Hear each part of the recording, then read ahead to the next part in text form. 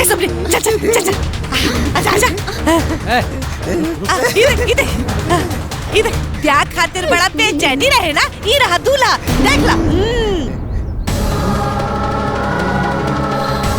जवन काबू तवन की आई। जब तक लेकर बियाह सुमनी से नहीं क्या हो जात तब तक लेके कमरा बंद के रखा लो। हाँ बंद कर। भाग जाए क्यों पागल संग की आदमी। चल चल चल मामा ये अनर्थ मत करी मामा, मामा ऐसा मत करी हमरा साथे।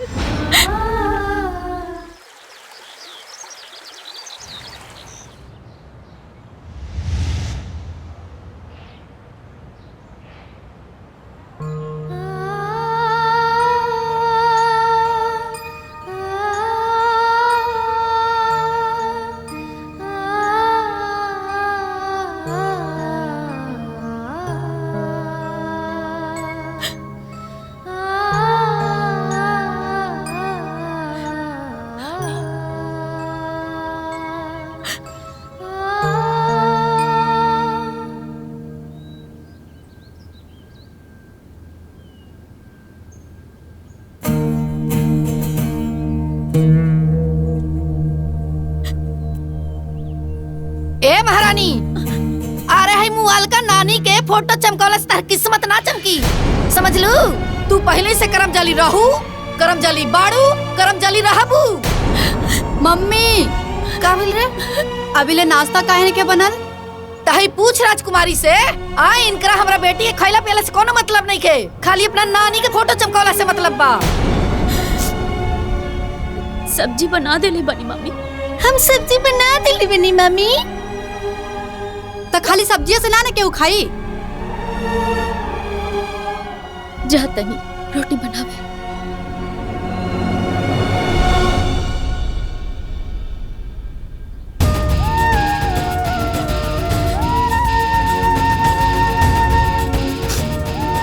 अरे जब ले इनका कहा ना तब ले इनका देह में फुर्ती ना आवेला। अरे चाहते नहीं के कि हमनी के टाइम से खाना पीना खाई जा। बताओ भला हमारे बेटी के कितना मुंह चुरा गइल बा। ए बेटा जाके 2 रोटी ज्यादा खा ले, ठीक नो? जो मला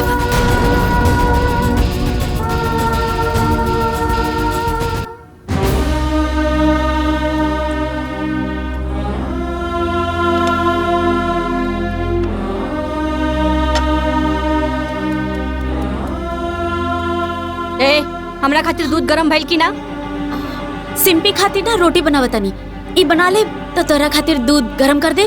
का 1 घंटा में तोहार रोटी बनी, ओकरा बाद तो हमरा खातिर दूध गरम करके देबू।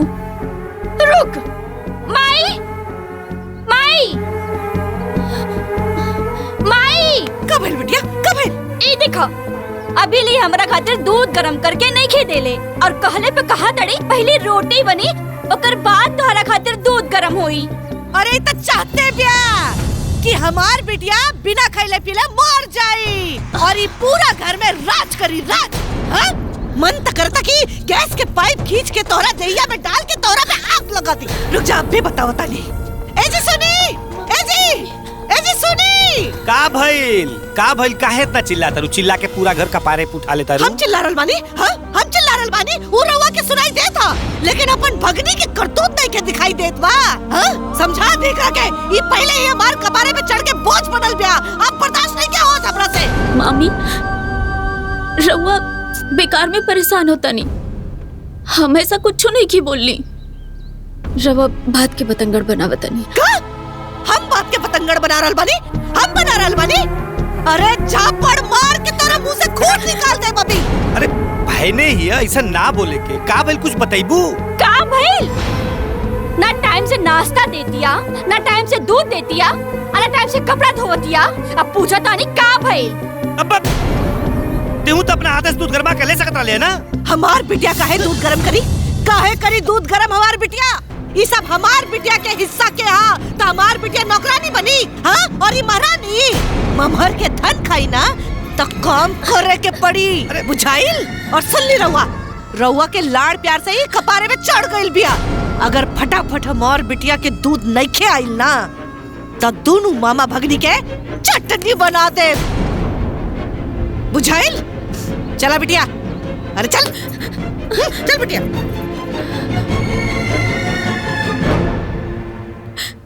ए बेटी सुन, तू तो सब कुछ पूछते बाड़ू ना, दे दे गरमा के दूध अपना मामी के, ताकि घर में शांति बनल रहे बेटिया, दे दे। ठीक बा मामा जी।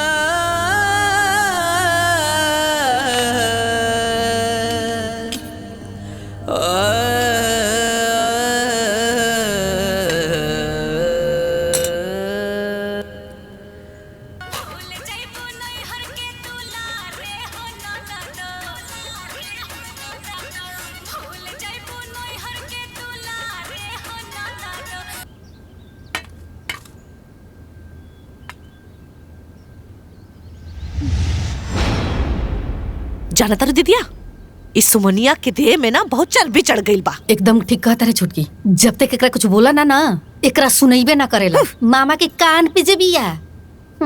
का करे, हमार तक किस्मते खराब बा। अरे का जाने कब तक हमनी के छाती पे ही मूंग दलत रही। वो लोग के बात विचार व्यवहार देख के बहुत दुख होला, बाकी हमनी कैसे ना बोले लिसन थी, घर में शांति फैल जाए बेटा। रवा लोग ऐसे काहे सोचता नहीं मामा जी? काहे ना सोची हैं? तू हमन के भगली बाड़ू, बेटी समान बाड़ू। ए बेटा, अब तोरा प्रति वो लोग के दर्द होखे या ना होखे, बाकी हमनी के तो होला नु बेटी। हाँ। करेजा फाड़ जाता है कुल देख। अरे वो दोनों तो साक्षात राक्षसीन बाड़ी सन, और साथे साथे सिंपिया और कजली भी तो दुश्मन हो गई बाड़ी सन बेटा। रवा लोग ऐसे काहे सोचे नहीं मामा?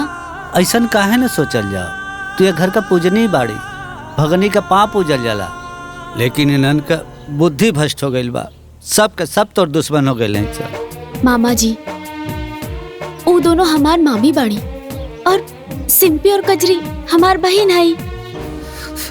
ये हमार घर है मामा जी, और आपन घर में आपन लोग के काम करे में हमके कोनो लाज न लगेला। हाँ बेटा, हम ही सब खुशी खुशी करे नी। खुश रहा बेटी, भगवान तो के हर तकलीफ से दूर रखे। रउआ लोग चिंता ना करी। खुश रहो बेटा।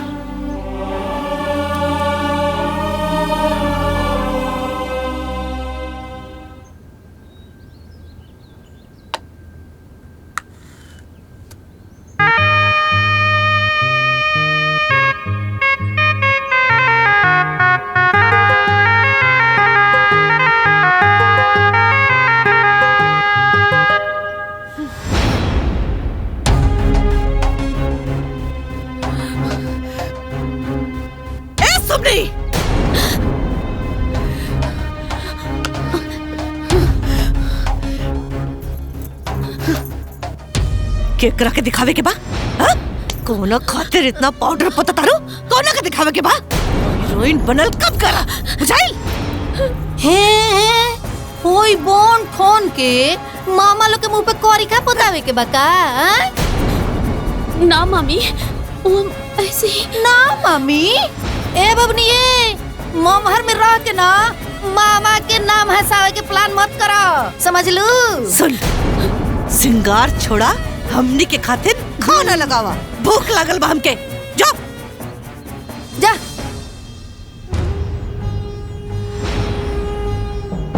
अरे बाप रे बाप।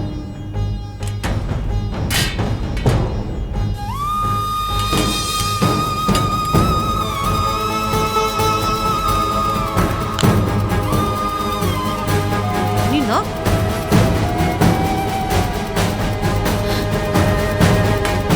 ली मम्मी, पानी ले आती हूँ। सुना हो, इतनी से सब्जी में हमनी के केगो रोटी खाइब जा हो? कहीं सब्जी अपने मुआल का ना खियावे खातिर नहीं खनो बचावले? ए चोटिन, हमनी के घर, हाँ, और हमनी भीख मंगन जैसे खाई। जो जाके सब्जी लेके आओ, जो। लावतानी मम्मी। चल खो।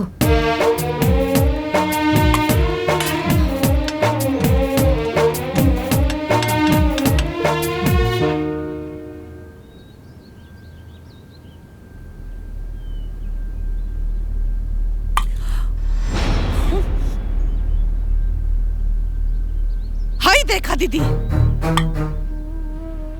अपना खातिर कितना सारा सब्जी बचा के रख ले भी यही लड़की। हाँ रे छोटकी, इ तो चाहती है कि हमनी के खोइला बिना मर जाई जा।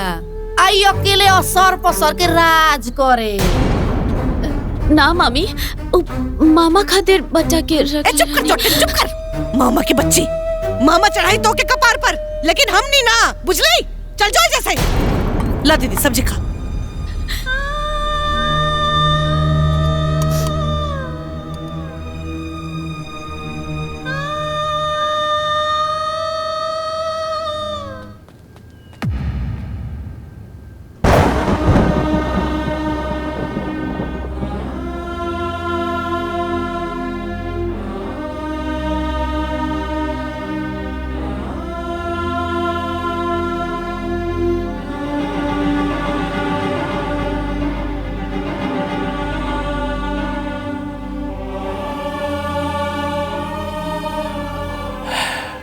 पराई बेटी केहू के अपन न होली।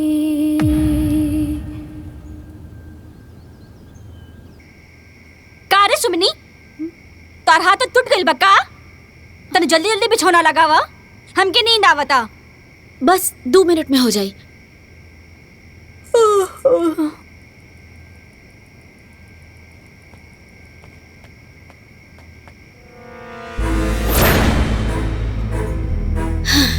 हो गई। ए सुमनी,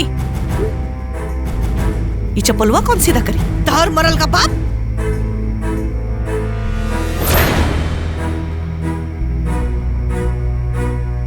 मामी, हम ना देखनी है। का? ना देखनी हा? काहे? अखिया से अनहर हो गई है का? जो ना दिखाइल हा? चल सीधा कर, चल।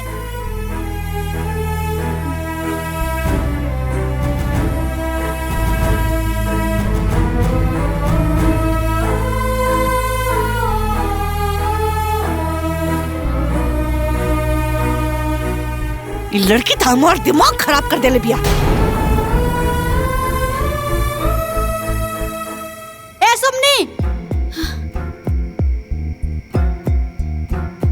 ए हमार कपड़ा प्रेस मिल की ना?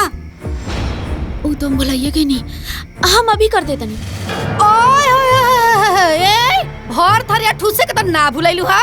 देखा ना माई, परसों भी बिना प्रेस के कपड़ा पहन के गई नहीं, इनका वजह से। अच्छा दादा रे दादा, कावना ना सब रहत हो कि तेरा यादें नहीं रहत? ना मम्मी, हरियर का कपड़ा तो आयरन कर ले रहनी है। अच्छा तो तोहार काहे का मतलब तू जोन कपड़ा प्रेस करबो मुहे पहना, तू सारा कपड़ा काहे ना प्रेस कइलू? तारा पसंद से हम ना चलब, समझ लू कि ना? ज्यादा दिमाग मत लगावा। ए सुना, बहुत देख रहल बानी तहार आजकल काम चोरई, काम में अंग नहीं लागत ना। याद रखा, आज की आज हमरा बेटी के सब कपड़ा अभी अभी आयरन होके के चाहिए, नहीं ना तेरा हर कपड़ा भी आग लगा दे, समझ लू? चला जाए जैसे। ना ना मम्मी, हम अभी कर देता नहीं। अरे चाहते नहीं के कि हमार बेटी सज के संवर के रहे, बन ठन के रहे। चल बेटा चल, सब हो जाइए आयरन, ना करी तेरा के तो हम बताइए दे।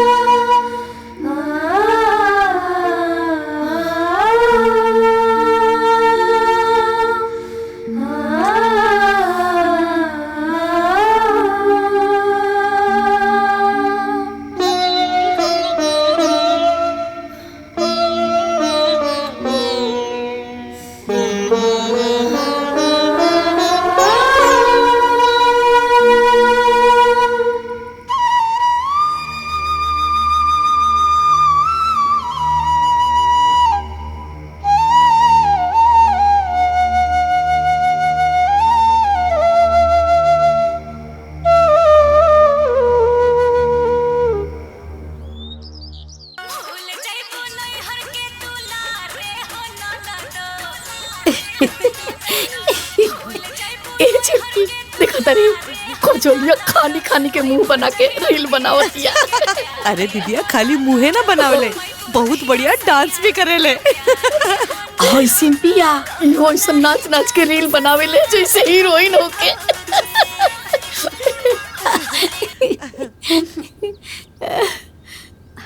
मामी चाय। ए सुमनी, चाय तो हो गई, अब जाके आटा गूंद के रोटी बनावल जल्दी शुरू कर दा। हाँ? और हाँ, एन्ने वेन्ने घूमिए मत। चल जाओ। ए सुमनी, एने आओ। आओ। ले कैमरा ऑन करो, रील बनाओ। हम क्या आटा साने के बा? अरे तो आटा बाद में ना सना जाई, जौन कजलिया कहती है तौन करा, बनाओ रील। कैमरा ऑन कर। हाँ, घुमाओ।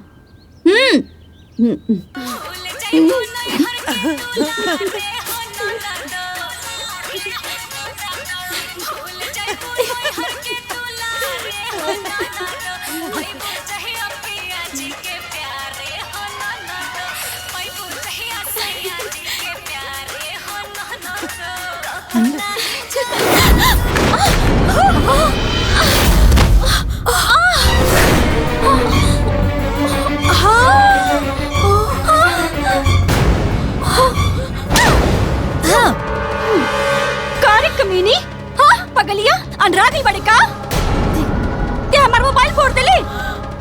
ये बताओ एकर भरपाई की करी बता। बोल बोल ना, बोल ना चट्टी। बिटिया दिखा। आई हो दादा, 20,000 रुपया चबा गई कलमुही। का रे कलमुही? अपने दादा के ताकत रले? एकरा पे ध्यान नहीं के गई? कलमुही कह के हम जान के ना गई नहीं हो, तरह से धक्का लगल तो गिर गए। मन तो करता ना तो हर जान ले ली। बाप रे बाप, हमार नया मोबाइल तोड़ देली। आयो दादा। अरे हमनी के बेटी के पीछे पड़ल बिया, हैं?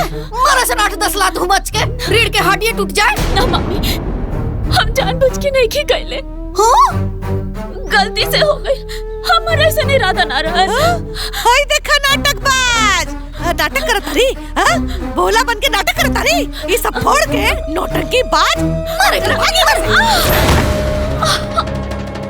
अरे अरे अरे ये का? अरे उठ बेटा, उठ बेटा उठ। अरे का भाई के करी हाल करता रू लोग? अरे भाई का? अरे आगले छोकर बने रे, हैं? हाय मोबाइलिया के हालत नहीं क्या दिखाई देते? एकर हालत बड़ी दिखाई देता रे सबके। अरे बेको मोबाइल का टूट गेल के बेचारे के जान ले ले बोलो। अरे चुप कर जी, आ गए पक्ष लेवे खातिर मन तो करता यही मोबाइल से एकर रीढ़ की हड्डी तोड़ दी। ना मम्मी, ना मम्मा जी, हम ये सब जानबूझ के नहीं की गईले, टूट गए रे। जरा दिमाग लगाओ दरू, इन लोग के देख के नाटक फैलाओ दरू। भागा यहाँ से तो गर्दन तोड़ दो तुहार। अब मुंह कटा के तड़ू, भाग यहाँ से, भाग। चली जा खड़ा मार, भाग यहाँ से, भाग।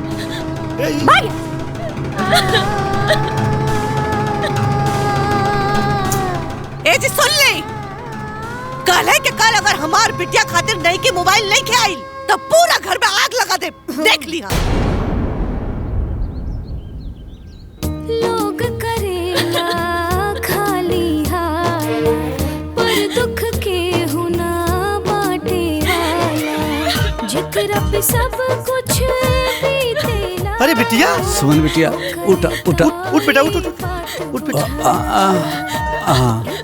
बिटिया चुप हो जा। मत रो बेटी। हम इस धरती के सबसे बदकिस्मत लड़की बनी का।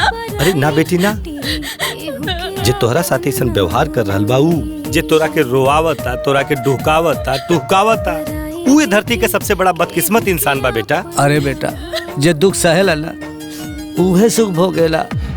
तोरे मामी लोग के का पता, जौने भगनी के रोआवत तानी ऊ पाप के भागी बनतानी, आ तू ई कुछ सह करके ना पुण्य बटोर तारू।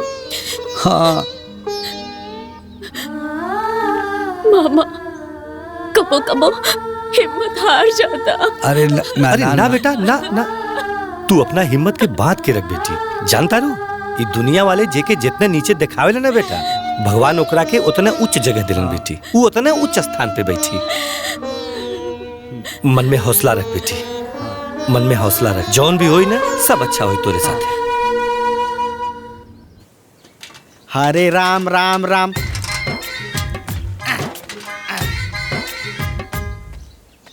अरे गोपाल जी जयपाल जी हो, अरे कहाँ बड़ा लोग? पंडित जी आई आई अरे जजमान आई आई पंडित जी आई आई बैठी आई बैठी। उ जौन लड़कवा के बियाहे के बाद भइल रहे उ शादी काहे नहीं करत लोग? अरे बहुत बढ़िया परिवार बा, रजवाड़ा बा। अच्छा पंडित जी, उनकरा के घर में के बा? नौकर बा, चाकर बा, कार बा। मतलब खाना नौकर बनाई? तब का तो ये पंडित जी तो हमनी की बेटी बैठ के खाई हसन। तब का ए छुटकी तो हमनी के अपने बेटियन के बियाह ऐसे में घर में करे के चाहिए, चाहे कुछ हो के। ए पंडित जी, देखा देखी खातिर बात चलाई ना। अरे पहले परिवार से तो लोग एक बार राय बात कहला। हमनी है ई घर के मालकिन, हमनी जौन कहा उहे होई। हाँ ठीक बा। तो ठीक बा पंडित जी, रउआ काल मेहमान जी लोग के लेके आए शादी के बात करे खातिर। हाँ? अच्छा जजमान अब हम चलत बानी। जाई जाई।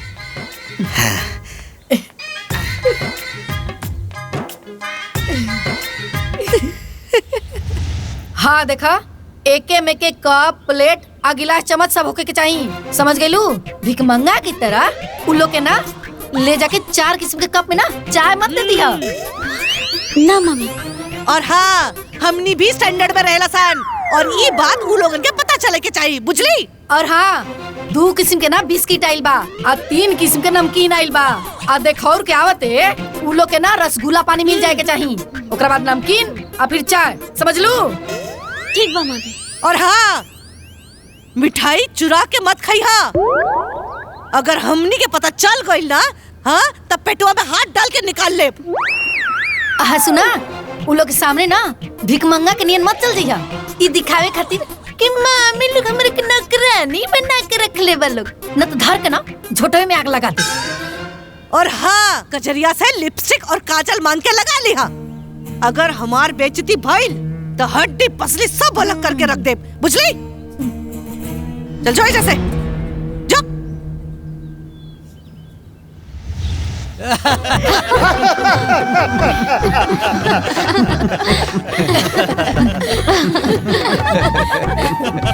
जान जाई जना कि हमनी के घर में ना बेटियन के खूब आजादी बा। यही से ता ये दोनों भाई हम देवरान जेठान के बीच में ना कुछ बोलबे ना करेला। कहा जी सही बोल रहे हो बाड़ी। अरे ना ना महाराज, भौजी के काला का मतलब ही है कि हमनी दोनों भाई नु आपस में बड़ा प्यार से रहल जाला। कबो कोनो बात पर नोक झोंक ना भाई।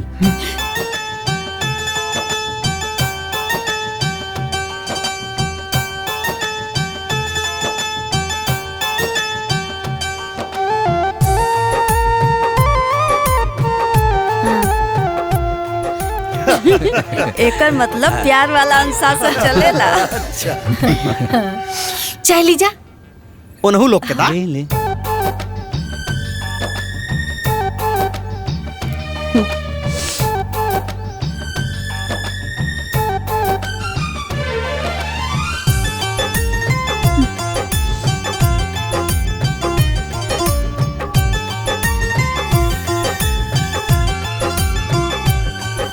अरे बबनी लोग की भी तो बुलाई।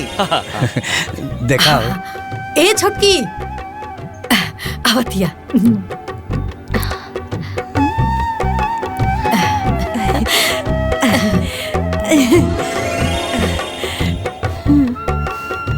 ये हमार ना छोटकी देवरानी है। अब ई जान ली कि हमनी के खातिर हमनी के दोनों बेटी अनमोल रतन बाड़ी, अनमोल रतन। हाँ भाई, बहू तो सास और जेठानी के साथ ही रही है ना, तब तू लोग देख समझ ला। का हो बाबूजी? हाँ बेटा, सही है कहा तारा। अरे आखिर घर द्वार एहनिये के संभाले के बानो। बबुनी के हुनर के बारे में कुछ बताई ना। काहे ना, हमनी के बेटी बहुत अच्छा रील बनावेली।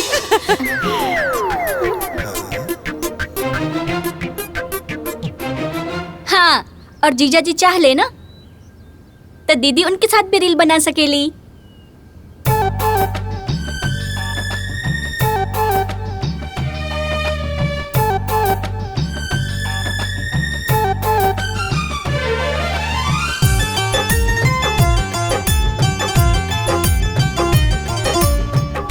नाच नाच के ऐसा बनावेले जिससे फिल्म के हीरोइन लगे। तो कहा कि हमनी दोनों भाई के बीच में नु यह दूगो बेटी बाड़ी सन। ई के रहला? अरे का बताई बाबू, हमने के कपार के बहुत बड़ा बोझ ब्या बोझ। हाँ, यहाँ के छुटकी बहन के बेटी ब्या। और ओकर माँ बाबूजी लोग? अरे मोर गई लोग, यही से तई विपत हमनी के कपार पे बिया। अरे ये सब ना बोलल जाला। आप सब लोग अगर बुरा न माने तो एगो बात पूछ सकीला का? हाँ कहीं कहीं। अरे शादी ब्याह के बाद में ना एकदम खुल के बात करे के चाहिए। कहीं कहीं हमरा रउआ बहन के बेटी पसंद बाड़ी।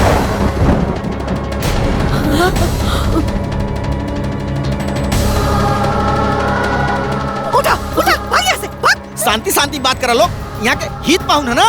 अरे चूल्हा में गइल हित पाहुन। हाँ, ये कोनो बात होला? हमनी के घर में बैठ के हमनी के साथ धोखाबाजी। अब हमरा जे पसंद आइल हम ओकरा पसंद कर लेली। अब राउर बेटी हमके पसंद आई नहीं तो हम का कर सकीला? अच्छा हाय देख रहे छछलोल के मुँह छुछुंदर नाम सब सुंदर। अरे जंगवा सबके तन को लाज शर्म नहीं है काजी। ए बेटा उठ, देखत का है ये घर में बियाह शादी ना हुई। चला यहाँ शादी वादी ना हो। चल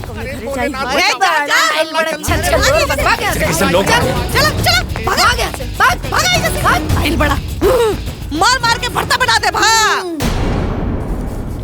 अरे दादा हो दादा, पहले से अपनी बेटी के सुख में हिस्सेदार बनले रहे, अब इनके भागियों में हिस्सेदार बन गई। आज एकरा चलते हमारे बेटी के बियाह कटल बा। हे भगवान, अरे दादा होता देख मुंह में फोड़ा पड़ जाए, नकटेड़ी कहीं के एकर मुंह करिया हो जाए। इतना ना सुंदर है हमारे बेटी के बियाह ना कटल रही। अरे रहे दा दीदी, रहे दा, वो कल मुई के चक्कर में मत पड़ा, रहे दा। छुटकी का रहे दी, देख ले ना कितना सुंदर लड़का रहे, कितना स्मार्ट लड़का रहे। अरे ओकर सूरत हमरा हाथ से नहीं के उतरत, सब एकरा चलते मन करते एकरा मुंह पे आग उछल दी। अरे सुना, अब इतना निम्मल बिया ते मेकर कौन दोस्त मारे शरापत ताड़ू। का जरूरत रहे कूद कूद के आगे आवे के कलूटी। तब का अगर माई कहले ला से साजे सवर के तो का जरूरत रहलत ना चटकार लिपस्टिक लगावे के और आंख में काजल और मुंह पर इतना मेकअप थपे के का जरूरत रहला। देखा देखा मतलब देव तो लोला रंगल रहीस, आंख में काजल लगैले रहीस। ऐसे तो महीने में 4 बार पार्लर जालिस, आज काहे ना जाके मेकअप करे ले रे। बात करती है ठीक ना गेलू एकरा चक्कर में मार के। और तू के तो बता दे, नहीं रुक जा। अरे जाए दा दीदी, ई कल मुही के चक्कर में अपन बिटिया पे हाथ ना उठाओ जाला। अरे जाए दा, बहुत लड़का मिली है। ए बहूजी तू गुस्सा मत करा। अब सुमनी इतना सुंदर बिया था, ऊ बेचारी के हमें का दोस्त बा। और रहल बात लड़का के तो सबर करा, ओकरा से अच्छा परिवार मिली। बउआ जी मत घबरा। हाँ बताई महाराज, ऐसा परिवार होके के चाहिए जे हमारे घर पे आके हमरे बेटी के ना कर देलस। गनीमत रहे कि भाग गए लोग, हाँ? न तो वो लोगन के सारा हेकड़ी निकाल देती सन। अरे आवेश में आके गलत ना करे के, बेटी के बियाह करे के बाकी ना। हाँ तो कोनो बढ़िया परिवार बताई जे देखते हमरा बेटी के पसंद कर लेवे। अरे पहिलका से कमाल के परिवार लेके आइल बानी, और देखी लड़का दूगो भाई अमाई भाई और ननद या कौन हो तो बढ़िया बात बा। अरे नंदे तो ससुराल में आफत होली सब। अच्छा और लड़का के बाप? अरे चुप रही जी, जब देखा तब बोलत रहनी। पंडित जी रवा बताई। ओ सबन के बिजनेस के बड़का बड़का प्लानिंग चलता। अरे बिटिया राज करी है राज। बाकी सब के? अरे रुआ चुप रही जी, पंडित जी बताई बताई। अरे ओ घर में अगर राउर बेटी की बियाह हो गई ना तो राउर बेटी फॉर्च्यूनर में घूमी। हाँ ए पंडित जी, एगो फॉर्च्यूनर से घूमी कि दूगो फॉर्च्यूनर से घूमी? अरे दूगो होके चाहे एगो, गाड़ी तो गाड़ी होला। हाँ पंडित जी तब बियाह हो जी। रोआ जल्दी से ना देखो की करा दी। ठीक बा, चलत बानी हम। आई जजमान आली। आज लगत हमार काम बन जाई बढ़िया से भगवान। प्रणाम प्रणाम पंडित जी। खूब आशीर्वाद जजमान लोग, खूब आशीर्वाद। ला देख हिला, इतना बड़ा घर दुआर बा। ए छुटकी, अरे घोर हो कि महल है दादा। हाँ दीदी, ये तो हमने के घर से भी बड़ा बा। हाँ छुटकी, अरे हमने की बेटी ना एने से कूद के एने जिया सन, ओने से कूद के एने जिया सन, आघा जिया सन। अरे हमने के हितई नतई में ना केहू के इतना बड़ा घर नहीं के। अच्छा सुनो ना, कोनो एन्ना से रील बनाए, कोनो उन्ना से रील बनाए, कोनो एन्ना से पतंग उड़ाए, कोनो उन्ना से पतंग उड़ाए, और जब मन करे डांस करी, आराम से सूती है, कोनो टेंशन नहीं के। दूसरे के दरवाजा बाड़ू लो, तनी यहाँ तक मुंह तो बंद करके रखा लो, और काहे उजबिजा गेल बाड़ू लो देख के। पहले मिले दा, बैठे दा, बातचीत हुई, जब जमी तब नु बिया हुई। जमी समझ ली कि जम गईल। और हाँ, रवा दोनों विद्वान भाई ना मिलजुल के कोनो ऐसा काम मत करब कि ब्याह कट जाए, समझ गई नी? रवा समझ गई नी? एकदम जजमान। चलिए आई चली चली, अंदर चली।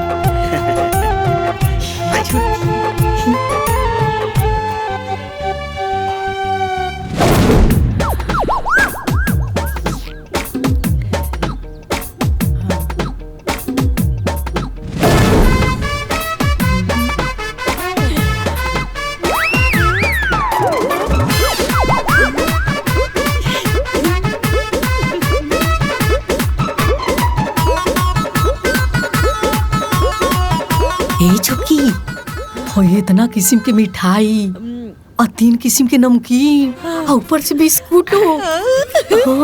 ए दीदी, हमार बिटिया लोग ना पूरे दिन भर नमकीन बिस्किट खात रही है। अरे खानाओ खाई हसन। चुप, दूसरा जगह आइल बाड़ू लोग, आराम से बात करो। अरे जाहिदी। अरे नमस्ते। अरे बैठी बैठी बैठी। हाँ।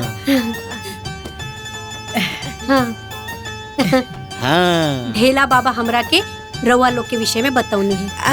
हम फोटो देख ले बानी, लड़की हमरा के पसंद बा। अरे वो तो फोटो हुआ वाला ना। हाँ हाँ, तनी सा फोटो खराब कर देले बा ना, तो हमनी के लड़की ना ओकरो से सुंदर लगेली। अच्छा तो बहन जी सुनी समधन जी, कहीं ना कोनो बात नहीं के। अच्छा तो समधन जी, रउआ लोग के देख के हमार मन प्रसन्न हो गई। अब हम और का कही। देखी, हमनी के दोनों भाई के बीच में दुइयों के बेटी वाली सन। जौन धन तौन महादेव जी के। हाँ रवा समझे तानी ना? हाँ हाँ, समझदार खातिर इशारा ही काफी होला। अरे जैसन हमनी के बेटी खातिर घर खोजत नहीं जाना सपना में, वैसने घर मिल गई। बाकी रहुआ लड़कन के देखा दी। हाँ हाँ, काहे ना। ए बेटा लोग, अरे आवा लोगन। ये हमार बेटा लोग। जी खुश रहा, खुश रहा। ए दीदी, साक्षात राजकुमार बा। अरे हाँ छोटकी, राजकुमार ना, एकदम राम लक्ष्मण के जोड़ी बा, राम लक्ष्मण के जोड़ी। अब कैसा लागल हमार चुनाव? अरे हमनियों के एकदम संतुष्ट बानी जा। तब रिश्ता के आगे बढ़ावल जाओ। अरे बात बढ़ावे के का बा, बात पहले ही से आगे बढ़ल बा। सुना, जौन रवा के चाहिए वो रवा के मिल जाई, जौन हमनी के चाहिए वो हमनी के मिल जाई। का बोला बाबा? समधन जी बस आदेश करी। अब हम का आदेश करी? रवे नु कहनी है कि जौन धन तोन महादेव के। जब मन मिल जाला तो समझा धन मिल जाला। अब हमरा के और का चाहिए? मतलब शादी फाइनल? हाँ हाँ बिल्कुल फाइनल। हाँ बुझनी, हाँ, आज से हमार बेटा राउर बेटा। हाँ तो आज से हमार बेटी राउर बिटिया। ए दीदी, हाँ हाँ, मुंह मीठा कर लिया जाए। जान जाई वही ना किस्मतो बटाला। हमनी के बेटी के किस्मत नहीं न, केहू के किस्मत नहीं। घर बहुत बढ़िया मिलल बा भौजी। अरे और तो और सास तो एकदम गाय बिया गाय। आ दोनों दामाद हमार एकदम राजकुमार नियन बड़ा सन। अरे जब हमार बेटी दामाद कार से उतरी ना दुआरी पर ता कुछ लोग मुँह माटी ले लिए। और हाँ, सबसे बड़ बात ये कि ससुराल में कोनो रोक टोक नहीं के। जब मन करे रील बनाई, जब मन करे नाची। का दीदी? हाँ छुटकी। अरे कजलिया कहाँ बड़ी सन? बुला बुला बुला। ए कजरिया, ए सिम्मी, आ गई। अरे तनी प्रणाम करके आशीर्वाद उस पर दला सर। आशीर्वादे से तो बढ़िया घर पर मिला था। कर सन। प्रणाम बुआ। प्रणाम चाची। हाँ प्रणाम। मारा बबी एक झपट। हाँ गोर छू के प्रणाम करा करा। अरे खुश रह, खुश रह, शाबाश, खुश शाबाश। रह, खुश रह।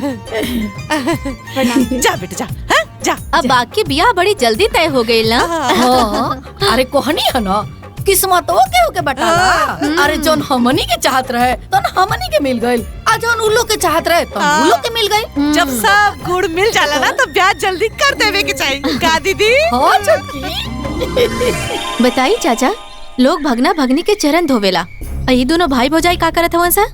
अरे ओकनी के कलजुगी परिवार के कंस बाड़े सन। हाँ ये चाचा, जीवन भरू भगनी पर वो शासन कैले और टुआ टापर लड़की के नौकरानी बना के रख देले बाड़े। जब ब्याह के बात आई, पहले अपना बिटिया के ब्याह करो तारन। हाँ चाचा, भगवान ऐसन जीवन कोनो लड़की के ना दे। पूरा परिवार चालू बा। मेहरारू सन के आगे वो दोनों ममुअन के ना चलेला। सुननी है चाचा कि कल दोनों लड़की के ब्याह बा? हाँ हमो सुनी है।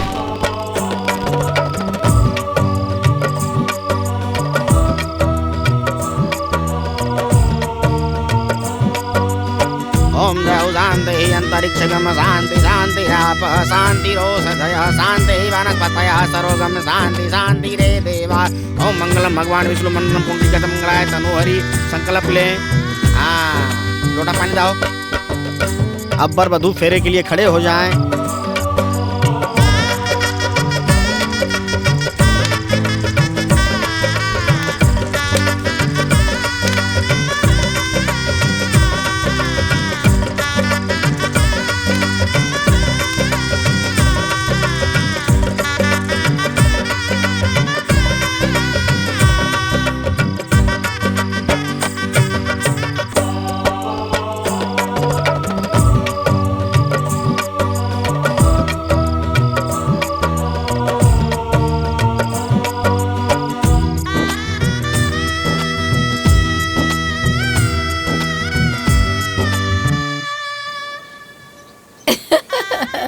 बाप रे बाप, ई कोरी कोहल चला बड़का खानदान, बड़का परिवार।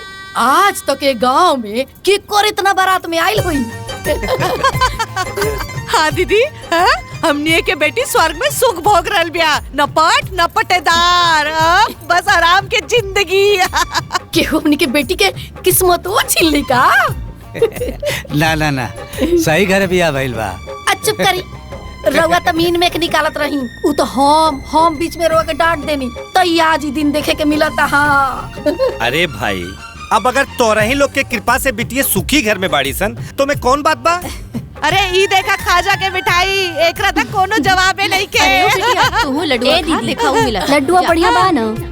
अरे बढ़िया, अब तो सब रिफाइंड में बनावेला, ई तो शुद्ध देसी घी में बनल बा। घी में तो गांव में बंटवा दा लो। अरे तो सुमनी भी है ना, बांट दी। ए सुमन, भाई साहब में बांधल बा, ले जाके गांव भर में बांट दा। ये कहे बना बांटे जाई हैं? हम बहना बांटे खातिर गांव में से आदमी बुला देता नीनू। काहे? ई कोनो महारानी है? ई ना आदमी है? हाँ? और ज्यादा कपार पे मत चढ़ाई लोग। ए सुमनी, चल उठा और बांट के आओ। पहले ऊ ले जाके ऊ में बांधल बा, ऊ बांट दा, ओकरा बाद लेके जाइए। बनाओ तनी तब तक हम। जा जल्दी। सब रखा सब लोग मिठाई उठाई लेके जाइए। हाँ। चाची तोरा घरे बना दे देले बानी। ठीक बा बेटा।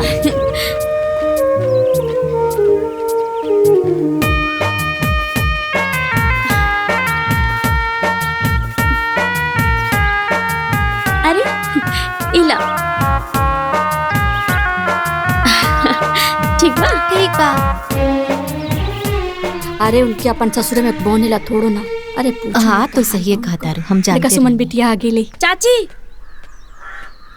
छोटकी सन के यहाँ से ससुराल से मिठाई आयल बा। अपने ससुराल के मिठाई कब खिएबू ए बबनी?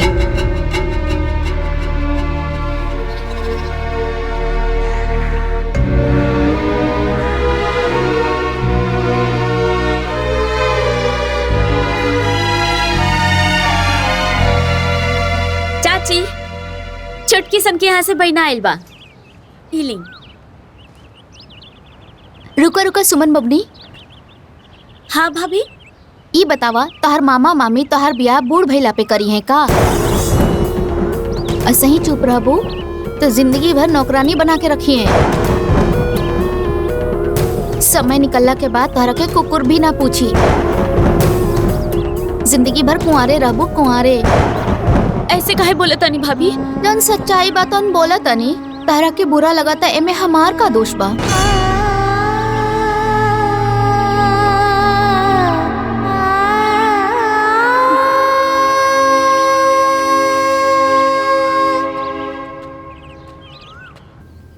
का रे बाबू, आज बिटियन का फोन आयल लकी ना? ए भैया, अरे ओकनी का फोन हमेशा आवत रहता, जात रहता, हमेशा ओकनी के अपने माई से बतियावत रहता निसन। मामा जी का बेटा? एगो बात कहल चाहतनी। कहा?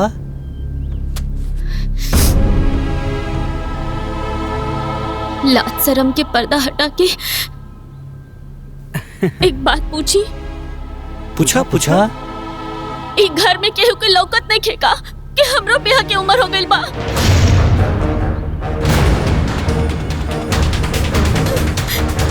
हमर ब्याह कब होई मामा? बाप रे बाप।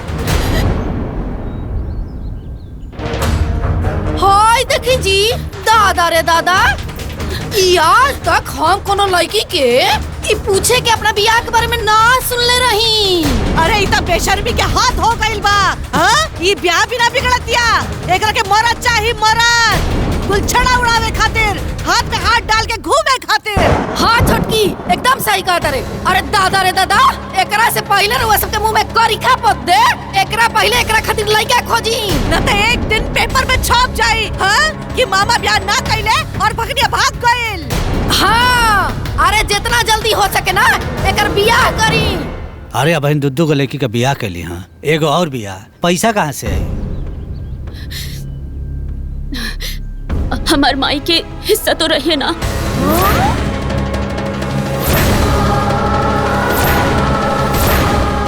ये देखी जी, हिस्सा मांगत या हिस्सा।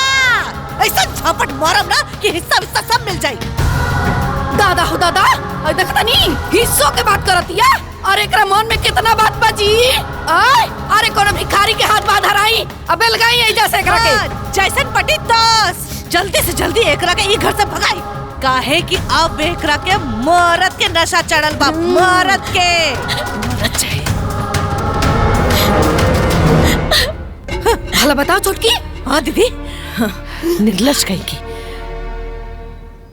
तू लोग एकदम सही कहता। ये लड़की एकदम मनसोख बिया। अरे मनसोखे ना जी, एक नंबर के भीतर घोंक बिया, भीतर घोंक। अरे हमनी के बेटियन के देख के ना धौंकत रहेले। उ तो अच्छा भल के भगवान रोआ सबके सद्बुद्धि दे दलान कि जल्दी समझ में आ गई बात। सही कहता रो भौजी, बिल्कुल सही कहता रो। ओकरा के त हमनी के अपन भगनी समझल जात रहल गइल। अब भगनी समझ के सब माया मोह में रहल गइल हो। बतावा भैया, ओके तनको बला शर्म नाई में मर्दवा अपने बियाह के बात करे में हो। तनी सना और चढ़ाई कपारे पर। अब समझ गई नू। सही कहता रो। अरे ऐसा तो मन करता कि ओकरा के छोड़ दिया जाओ। अरे वो अलग के दुनिया में बा। हाँ, ये बात पूछी लोग। हाँ, बुझ गई जा, बहुत अच्छी तरीके से बुझ गई जा। कितना निर्लज बिया, कितना दुष्ट बिया। कुल हमाल का लाट प्यार बेकार हो गई। ए भैया, एकर भावना सही नहीं लागत। जल्दी से जल्दी एकर विदाई करके भेजब जरूरी बा। विदाई के सपना मत देखी। कोनो भिखमंगा के हाथ धराई और एजा से भगाई। अब तू लो जौन कहता रू उहे होई। जौने मिली बियाह करके पीछा छोड़ावल जाए। बिल्कुल सही कहता रू। अरे जौना लायक बिया ना एकर साथे वैसा करके पिंड छोड़ा ले एकदम से।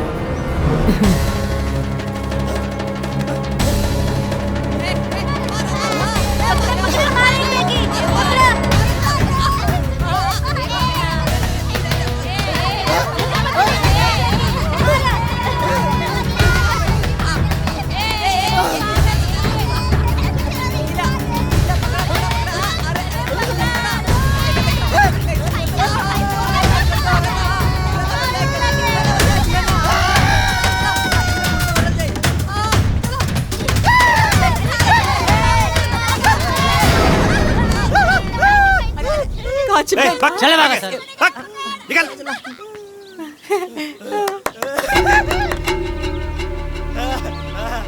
हे जयपाल, हमन का जगह खोजत नहीं जना, वो मिल गए।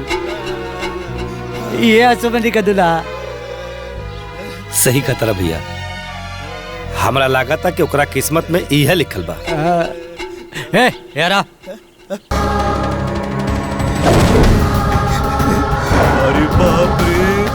अरे बाप रे बाप, गोर गोर मेहरारू। हमारे पास ना एको घर भी बा, ओमे खूब पैसा रखले बानी, जवन काबो तवन की आई। जब तक लेकर बियाह सुमनी से नहीं क्या हो जात, तब तक लेके कमरा में बंद के रखा लो। हाँ बंद कर दे। भाग जाए वो पागल संग की आदमी। चल चल चल चल चल चल अंदर चल।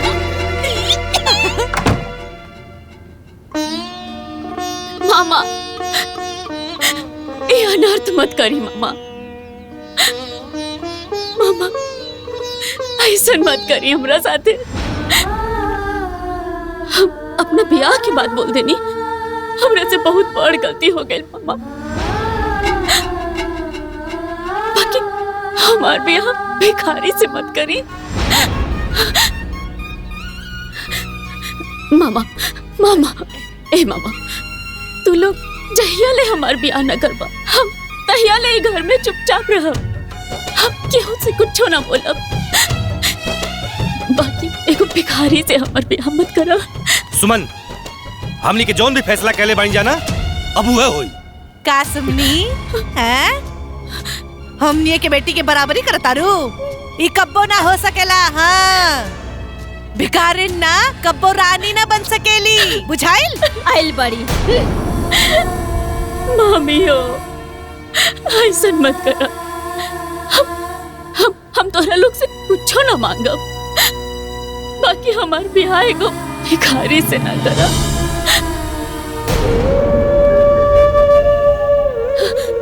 हम अपन गलती के प्रायश्चित खातिर कान पकड़ के माफी मांगतानी, कान पकड़ के माफी। तोरा लोग इनके सामने हाथ जोड़तानी। ए मामी, एगो भिखारी से ब्याह मत करा। माँ के बाद भागनी खातिर तो मामा ही होला ना। हे मामा, ऐसा अनर्थ मत करो मामा। हम ना कब्बो तो नहीं लोगन से कौनो शिकायत ना करो। हाँ, सुना है ना, फाटल किस्मत सटाला ना, समझ लू।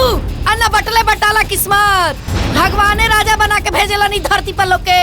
आ सुना, राजा से तहार बियाह हो जाई तब भिखरिया से के करवइयो। अरे ओकर घर कैसे बसी? अरे भगवाने तहार जोड़ी भिखरिया के साथे बना के भेजले बड़े, समझ लू। ए, तुहार रोवल हम माफी मांगल, अब सब बंद। चलनी हमारी का हिस्सा लेवे। अब तोर किस्मत अगर एगो भिखारी के साथे लिख गई तो लिख गई।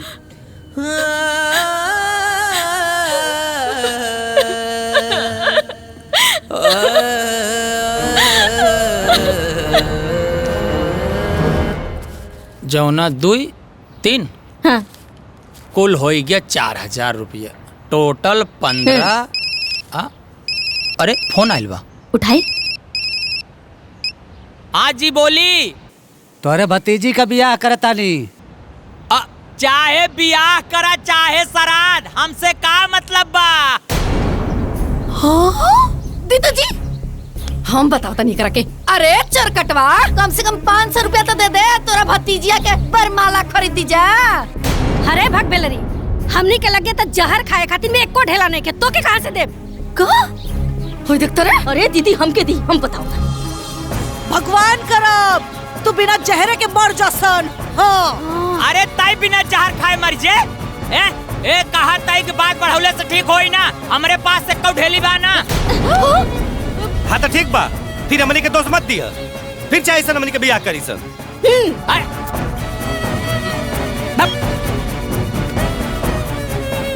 हाँ, तू बैठ के केवल नोट पाई जाबू गिने न पाबू।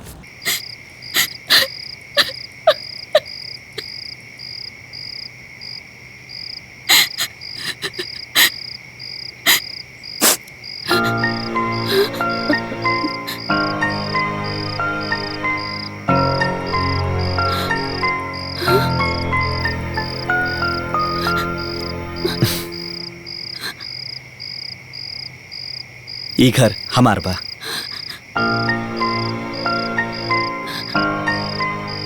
और अब से ई घर तोहार बा।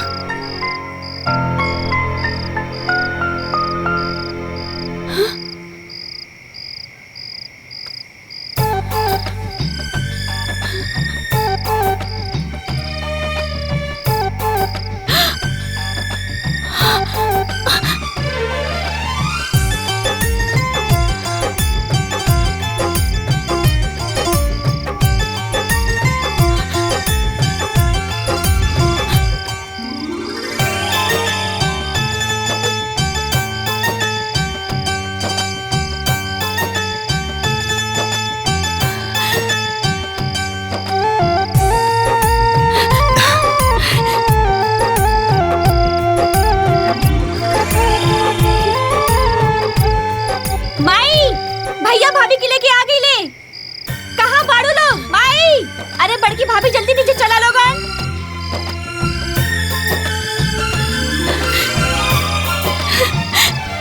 बाकी बात बाद में बताई।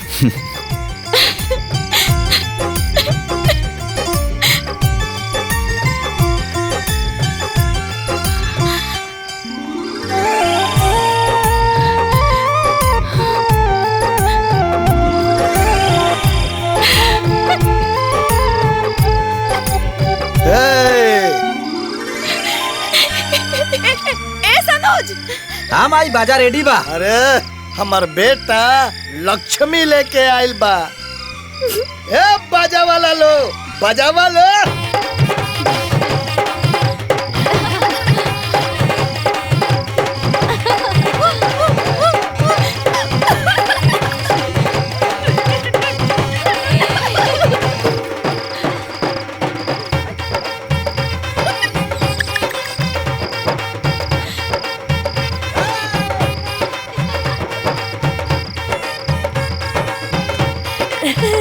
रखा बहू।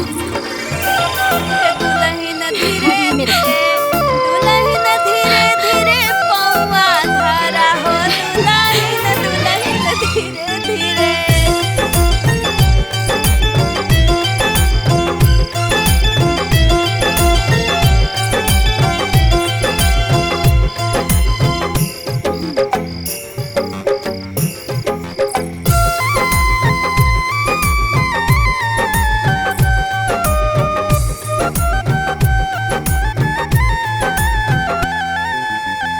खुश बाड़ू ना?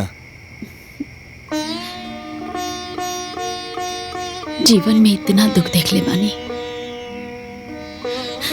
कि ये सुख एक सपना नियन लगा था। अब तू अपने सपना से बाहर आ जा। आज से तारा जीवन के सारा दुख के अंत हो गई। ए जी, ये चमत्कार भइल कैसे? तारा बहन के ना पसंद कैला के बाद एक दिन हम तारा मामा लोग से मिलल रहनी। बाबू हमली के काहे बोलूला? देखी मामा जी, अब भगनी भी तो बेटी के बराबर होनी। अब राउर भगनी से हम ब्याह करल चाहता नहीं तो रउआ सबके का दिक्कत बा?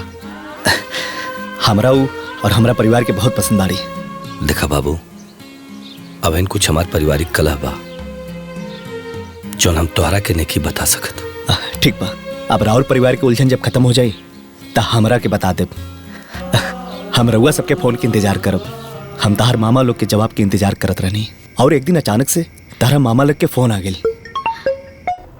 जी मामा जी प्रणाम। खुश रहा खुश रहा। तू हमारा भगनी से बियाह करल चाहता रहा ना, तो जवाब यह बाकी बियाह खातिर तोहके भिखारी का नाटक करे के पड़ी। भिखारी? मामा जी हम कुछ समझत ना आई। अब तोहरा के हमनी के भिखारी बना के अपना घरे ले आए सन, तब तोहार बियाह सुमन से करब सन। का तू तैयार बाड़ा नू? भाई कोनो बात नहीं है, ये लोग भिखारी नियन विदा करी ना, बाकी हमनी के घर तो लक्ष्मी बन के आई। जाके ब्याह करके ले आ। ठीक बा मामा जी, अब सुमन से शादी करे खातिर हम कुछ भी बन जाएंगे। हाँ। और आज तो हमारा घर के लक्ष्मी बन के आयल बाड़ू।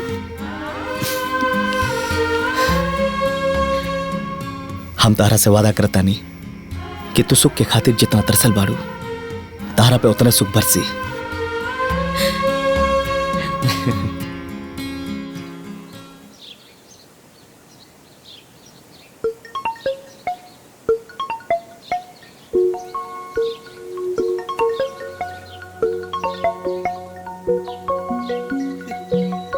केकर फोन है बाबू? भैया सुमन का फोन है। अरे लिया लिया स्पीकर ऑन करा। मामा प्रणाम। खुश रह। कैसे वाड़ू बिटिया? रव्वे लोग हमारे ब्याह कैनी। रव्वे लोग के पता नहीं खे कि हम कैसन होगा। हम बहुत खुश बानी मामा। हाँ बेटा। हे मामा, हम तो सपनों में भी ना सोचले रहनी कि हमरो दुख के दिन कब जाए। बाकी रउआ लोग तो हमारे जीवन में सुख के उबार बना देनी। हाँ बेटा। एगो अभागा बेटी के सौभाग्य लौटा देनी। जीवन में जितना दुख के घाव रहल ना मामा, सब भर गए। हाँ बेटा। जितना स्नेह की कमी भइल रहे सब पूरा हो गई मामा। आज ये बात तो सच साबित हो गई ना। माँ तो एक होली, बाकी मामा दूगो माँ होली। जानता नहीं मामा जी, आज हम इतना खुश बानी, भगवान से ही मनावतानी कि हे भगवान, हमरो मामा लोग के हमरो उम्र लग जाए। ना बेटा, ना बेटा, उम्र तोरा के लग जा बेटा। ना बेटा, ऐसा ना बोले के तोरे साथ कुछ हो जात। हमार के मुँह कैसे जा? ए बेटा, ए सुमन, हम जानता नहीं रखी तोरा साथे ना तोर दोनों मामी लोग बड़ा अन्याय कैले वालों बिटिया। बाकी वो करियो के माफ कर देना बेटी, माफ कर देना बेटी। माफ कर दे। मामा लोग हमरा जीवन में इतना खुशी देके अब काहे रोवता नहीं? चुप हो जा लोग। मामा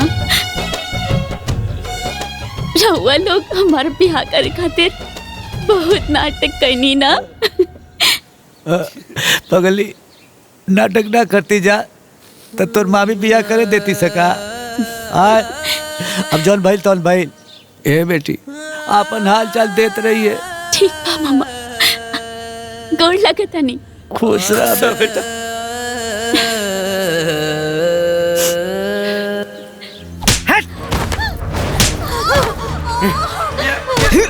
तोर तो रवा लगन के ब्याह के बेरा बोले के चाहिए ना 50 लाख। ए, अपन माई के फोन लगावा और बोला कि हमके 50 लाख रुपए चाहिए।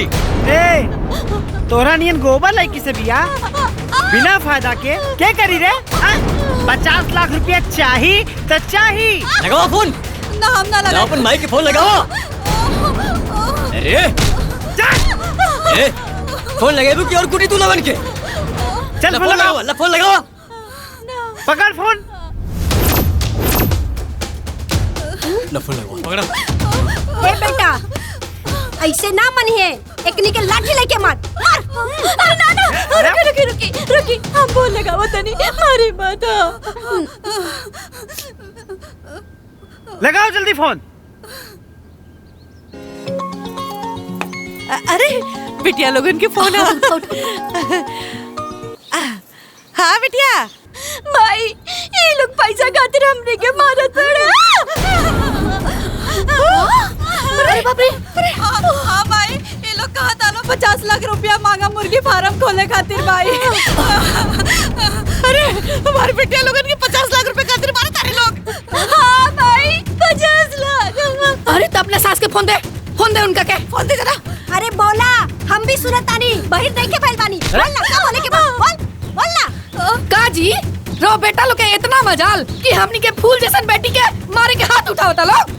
अरे भाई तो खाली हाथे से मारता, लठियों भी दहले बानी, थूर दई है लोग। चुप कर दो।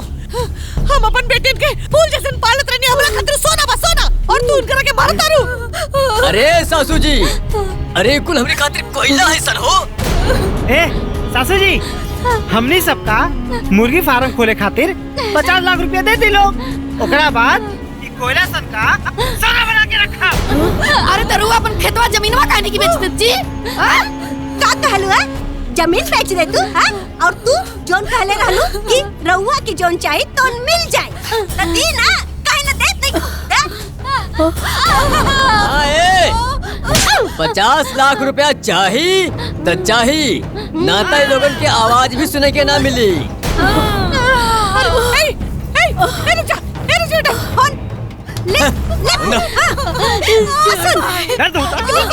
भीतर ले जाओ।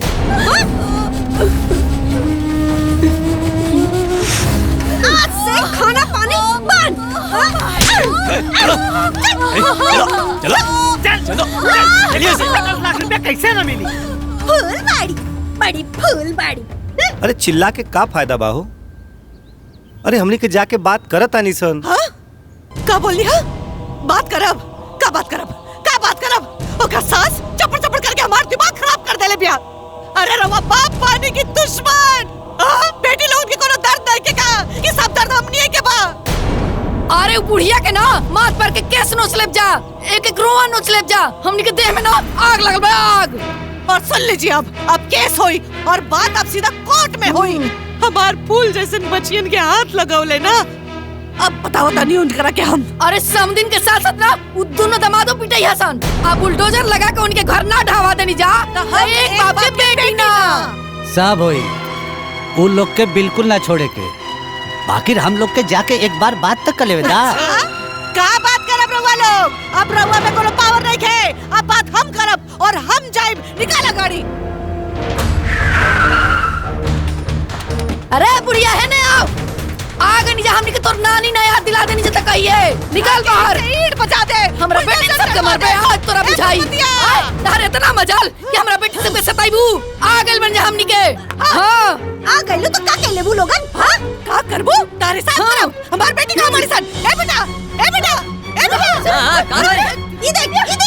ए सासू मां, फोन पे का बात भइल रे? तू लोगन के समझ में ना आइल रहे का?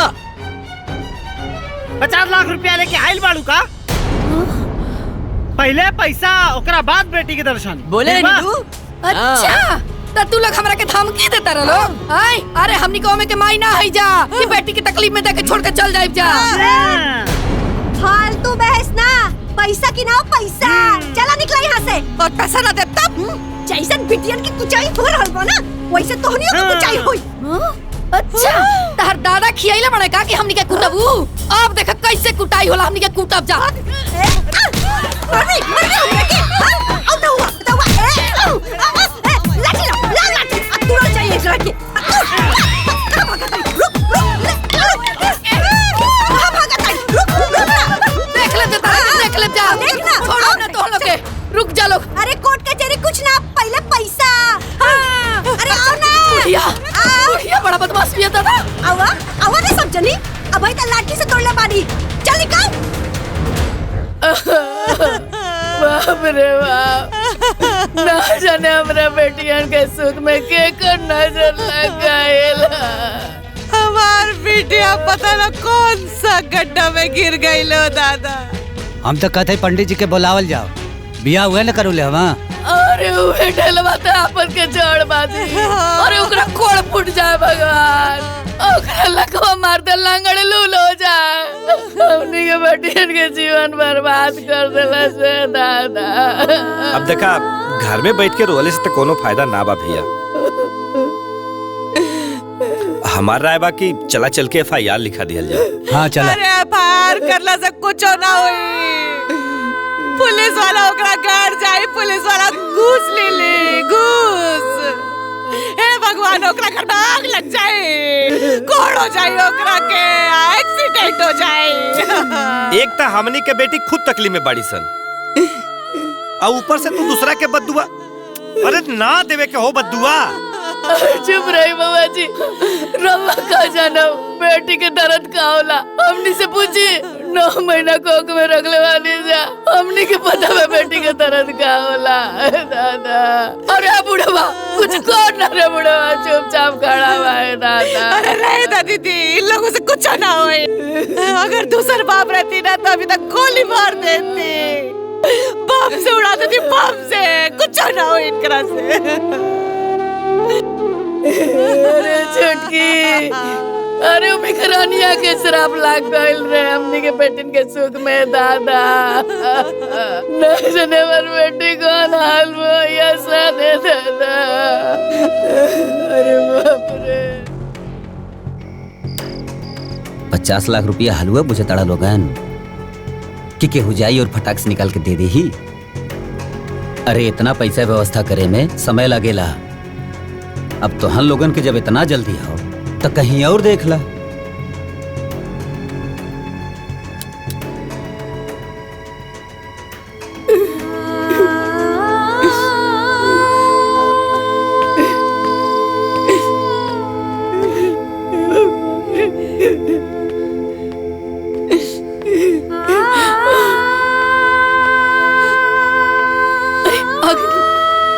जी बात हो गई। बात होता लेकिन जमीनिया खरीदे खातिर के तैयारे नहीं के होता। काहे तैयार नहीं के? बात 2-4 लाख के रही तो वो तो केहू लगी मिल जा, लेकिन बात तो यहाँ 50 लाख के बाद इतना ढेर सारा रुपया केहू लगे एक साथे व्यवस्था होके के तो भी चाहिए ना। ये बुआ जी रवा हमने दोनों के ना गहना गुड़िया सब बेच दी, लेकिन अरे तुम लोग का गहना बेचने के बाद भी पैसा पूरा ना हो पाई। अरे भगवान अब का होई जी? हमने के बेटी बहुत बड़ संकट में पड़ गई ना जाने कौन हाल में होई हमर बेटी, कौन हाल में होई ऐसा देखा अधेर बात होखा लोग हमने तो कोशिश करत है जाना। सबर रखा लो, भगवान जरूर कोनो कोनो इस समस्या के हल निकली। पैसा लेके आइला? समधन जी पैसा का इंतजाम करे में थोड़ा टाइम लगा था। इंतजाम करे खातिर टाइम चाहिए। टाइम चाहिए? ठीक बा ले ला टाइम, बाकी बिना पैसा देहले सुनवाई ना होई। ए समधन जी एक खाली खाली हमारा बिटिया के दिखा दी, हम दोनों भाई के बहुत संतोष मिली। एक खाली ए कैसन बेटी तो सिनेमा है का बेटी? और जब तक से पैसा ना मिली ना तब तक बेटी के देखल छोड़ा, आवाज तक सुने के ना मिली। ए बाबू से निकला। ए बाबू तू तो हमारे के दामाद हवा ना। आ दामाद तो बेटा समान होला ना। ए बुढ़वा चुप। सबसे पहले पैसा ओकरा बाद कोनो रिश्ता नाता, ठीक बा? ए समधन जी खाली एक खाली हमारा बिटिया के दिखा दे रे, हमनी के दूर से देख के चल जाए। हाँ समधन जी खाली एक बार। अरे ताकत का बड़ा लोगन, ई लोगन के घिसरा के बाहर निकाला। ई नौटंकी हमरा के देखे के नहीं खेबो। अरे निकाल लकड़ी के घसीट के। ए बाबू अरे हमारा बिटिया के खाली एक खाली आवाज सुन ले। चला ए बाबू खाली एक बार हमारी बिटिया के दिखा दे। अरे हमनी के बड़ा चिंता में वाली है बाबू। ए खाली आवाज सुन ले। चलो खाली होकर आवाज सुना दे। आवाज नहीं खाई और चला। बाबू हमारे बहुत चिंता बाबू। अरे नहीं बाहर चला। अरे चला बाहर। आइल बाड़े बिना पैसा के बेटी चाहिए।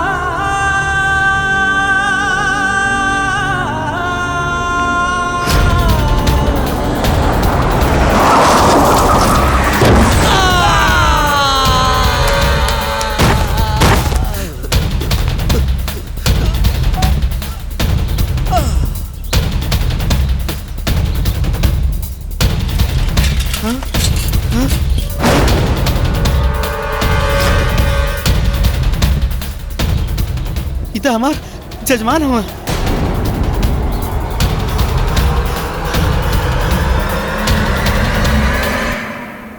हेलो बिटिया हम ढेला बाबा बोला था नहीं तो यार दोनों मामा लोग एक्सीडेंट हो गई बा। का एक्सीडेंट हो गई मामा लोग के? हाँ हम उ लोग के उजाला हॉस्पिटल में भर्ती कर देले बानी और तोरा मामी लोग की खबर कह देले बानी। तू जल्दी से आजा बिटिया, उनकर हालत बहुत सीरियस बा बिटिया। ठीक बा।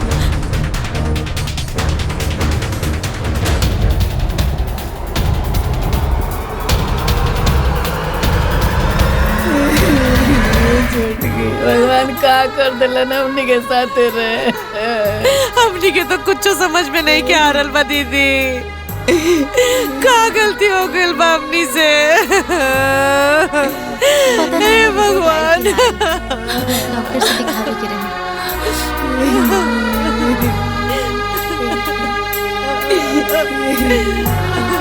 मामी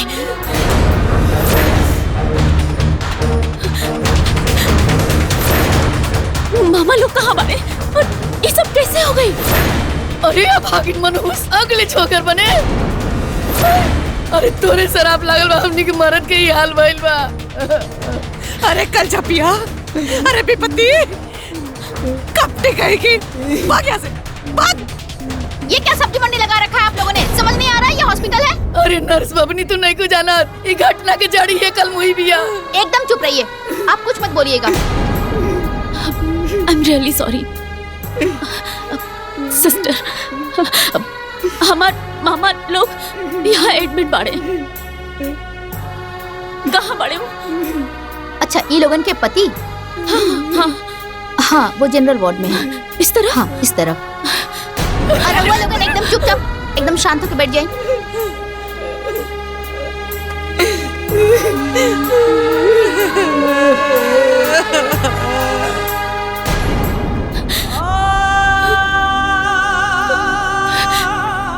मामा जी, मामा जी,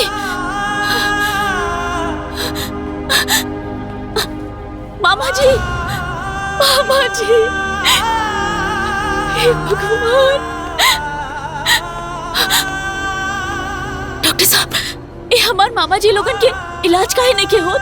अभी इनका पैसा नहीं जमा हुआ है। हाँ, कितना पैसा जमा करे के बा?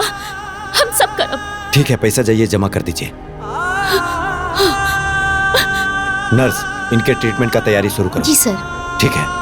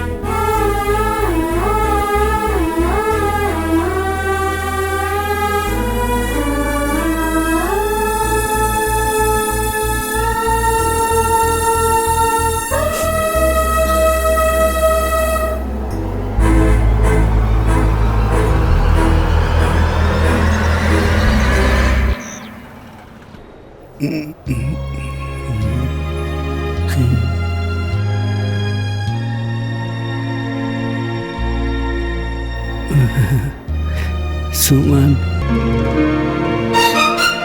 मामा, रवा की होश आ गई। तोहर छोटका मामा कैसन बाड़ा? अब ठीक बानी भैया।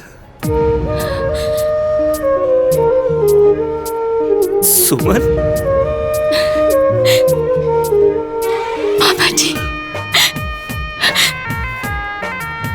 ठीक बानी। रवा लोग के कुछ ना होई मामा जी, हम बानी ना, रवा लोग के कुछ ना होके दे।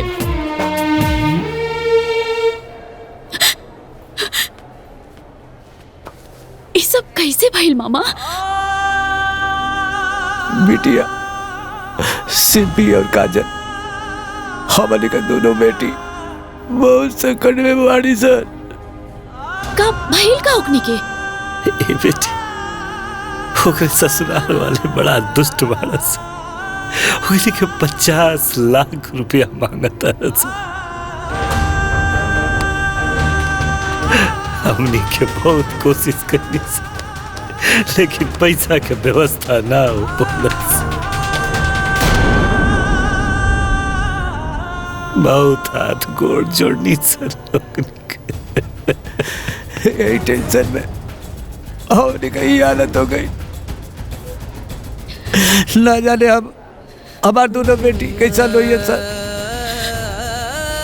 हमने के बड़ा डर लगा था बेटी, क्या करी कुछ समझे में नहीं गया। ये बेटी उन्होंने के बचा ला बेटी।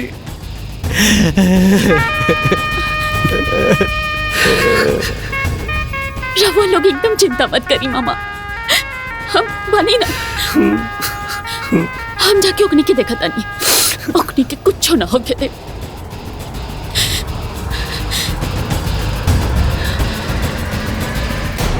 काजल, सिंपी, काजल, कहाँ बाड़ू? ई का कोनो धर्मशाला हो कि दंदानाय भीतर चलाई? के बाड़ू हो तू? हाँ? हम काजल और सिंपी के बड़ बहन हैं। ओहो, आइल बाड़ू नेतागिरी करे? हाँ? अरे इतना तोहरा के फिकर बा तो 50 लाख रुपया दो। ए बुढ़िया, तोहनी के इतना नीच हो गईला सन, जौन बाप अपन बेटी दे देले ओकनी से पैसा मांगा तड़ा। ए, का मांगा तारा सन? आखिर में वो घर से हमने के मिलने का बा? दोसर के घर लूट के आपन घर भरे में शर्म नहीं खियावत? काहे के शर्म हो? ओकनी के संपत्ति पे हमनिए के नु हक बा। वैसे भी हमनी के तो मुर्गी फार्म खोले के बा, ओकरा लिए पैसा तो चाहिए। तका गुंडागर्दी करबा? मर्द बाड़ा लोग तो अपन मेहनत से पैसा कमावा और मुर्गी फार्म खोला, और ना हो तो कटोरा लेकर सड़क पर बैठ जा भीख मांगे खातिर। ए, भाषण मत दा, ठीक है? पैसा दे क्या था, पैसा दा। ना तो जैसे दोनों बुढ़ियन के मार के भगाइले रहनी नु, वैसे तोहरा के मार के भगाई। अच्छा, मारब मारब, मार के भगावा लो। मार मार के मार। तोड़ तो सुमित,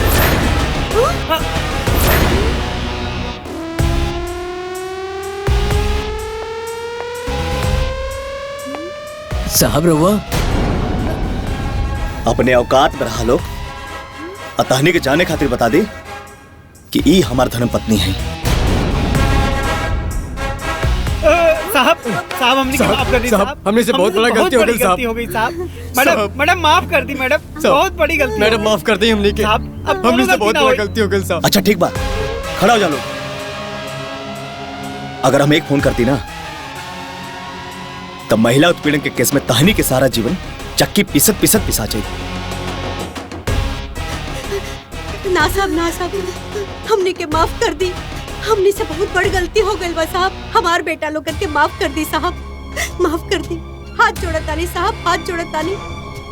सर हमने के माफ कर दी, हमने के स्वार्थी हो गए रहनी सर। सर हमने के को रुपया ना चाहिए सर। हमने के माफ कर दी, हमने से बहुत बड़ा गलती हो गई। वो लोगन के हम लक्ष्मी बना के पूजब सर। हमने के को पैसा ना चाहिए मैडम। हमने बहुत स्वार्थी हो गए रहनी जा। मैडम हमने के को पैसा ना चाहिए। हमने के कुछ ना चाहिए। माफ कर दे जा हमने के। तोहरा लोगन के मदद के जरूरत तब बा। ए जी 50 लाख रुपए के चेक काट के दे दी। ठीक बा सुमन। ए बाबूनी, हम कहने ना हमने के पैसा ना चाहिए, बस हमने के माफ कर दो। ना चाहिए। माँ जी, हम ही पैसा बड़ बहन होखला के नाते अपना छोट बहनोई लोग के देता नहीं। अब ये लोग अपना जीवन में अच्छा रास्ता अपनाई, अच्छा काम करी और आगे बढ़ी। अब हमरा दोनों बहन के बुला दी लोग। बुलाओ।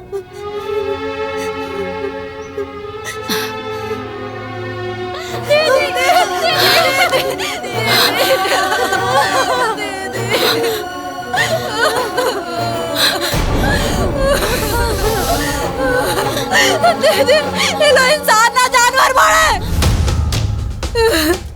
ये लोग हमने के बहुत सतावले बाड़े दीदी। हाँ दीदी, ये लोगन के पुलिस के हवाले कर देवे के चाहिए और एकरा के फांसी की सजा होवे के चाहिए। हमने के खूब सतावले बाड़े। नहीं देखा।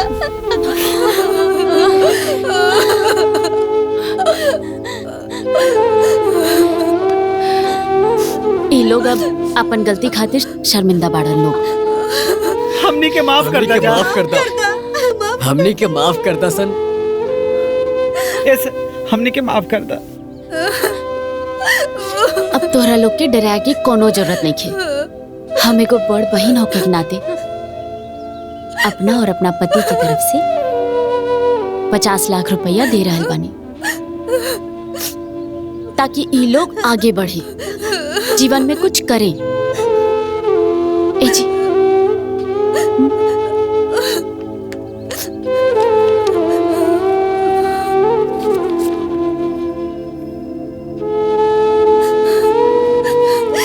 दीदी ये 50 लाख रुपया तू दे रहल बाड़ू?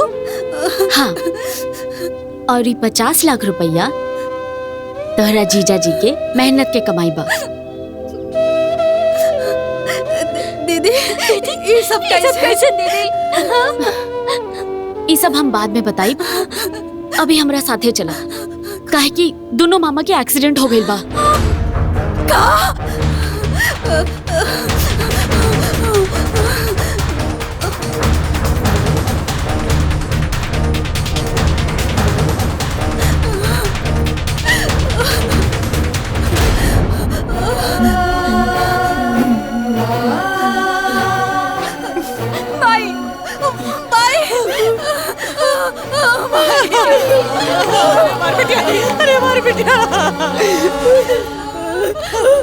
अरे बिटिया तोनी के देखे खातिर हमर आँख तरस गइल रहा। कैसे नालत तोनी के बन गइल दादा। अरे मार बिटिया तू ठीक बाड़ू ना?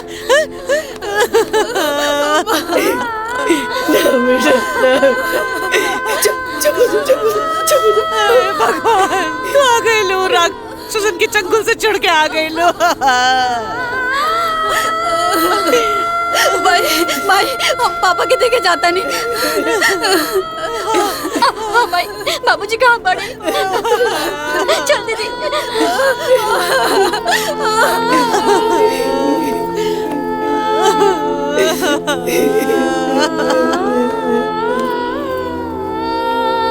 मामी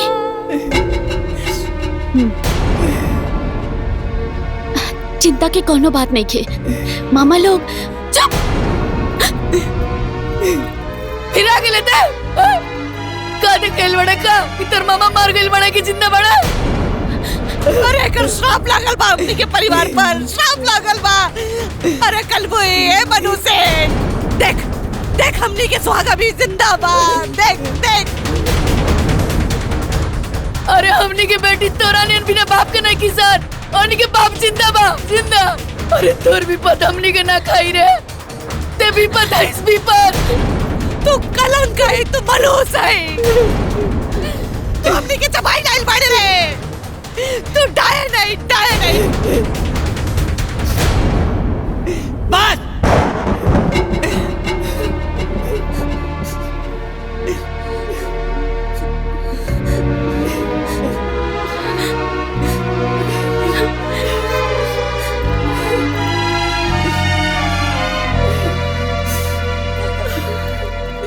अब कितना बोलबू सरे के? अरे दुष्ट औरत, आज जौन भी हमनी के बैल वाले सब तो हनी के कुकर्म के फल।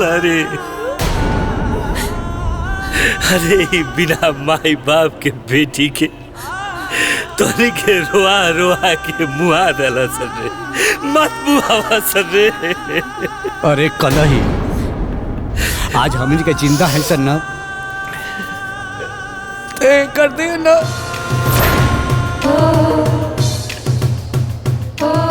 आज तो के माँ का सिंदूर एकरे चलते सलामत।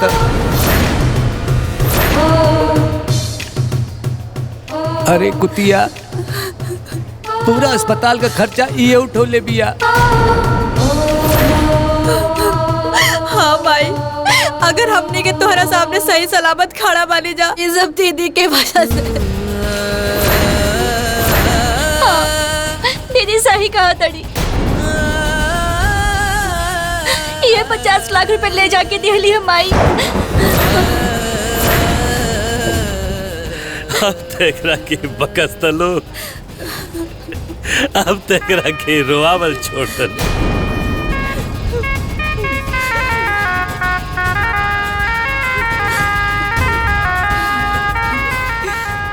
तो हम लोग एकरा के भिखारी के न भेजले रहलू है। बाकी अरे छौना बेटी के तो के हित समझत रहला सन। आज है बेटी जीवन दाता बन गई, हमनी खातिर भगवान बन के आइल बिया। तोहन के पाप से मुक्ति ना मिली मुक्ति।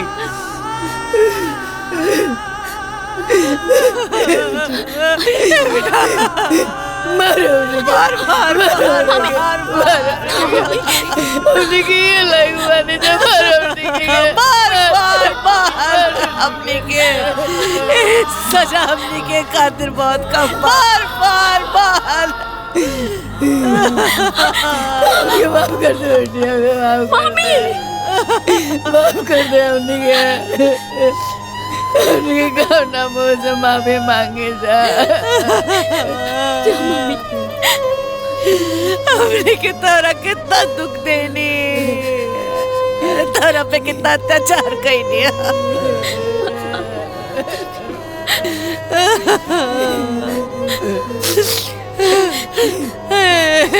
ए बेटी, हमरा के माफ कर दे बेटी, माफ कर दे। हमने के माफ कर दे बेटी,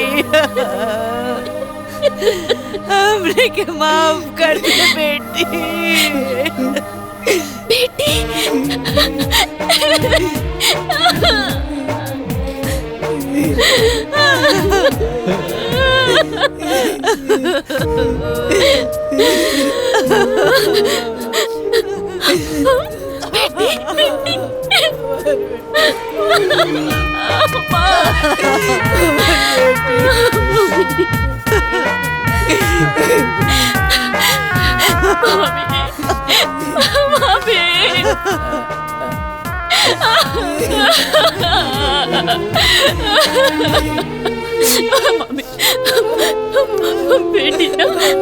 बेटी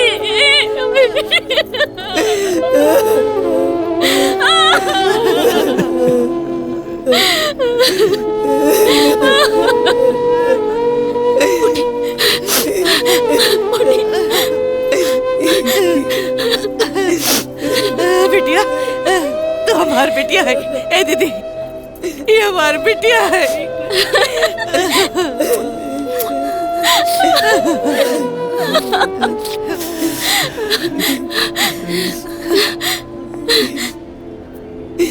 ए बेटी, तारा के तुम देख लेनी, पर तमाची कहाँ पड़े।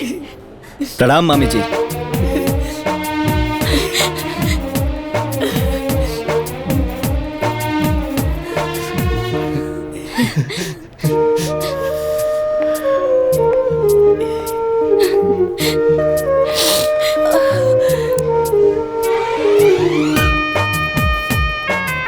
हम ही राउर भिखारी दमाद।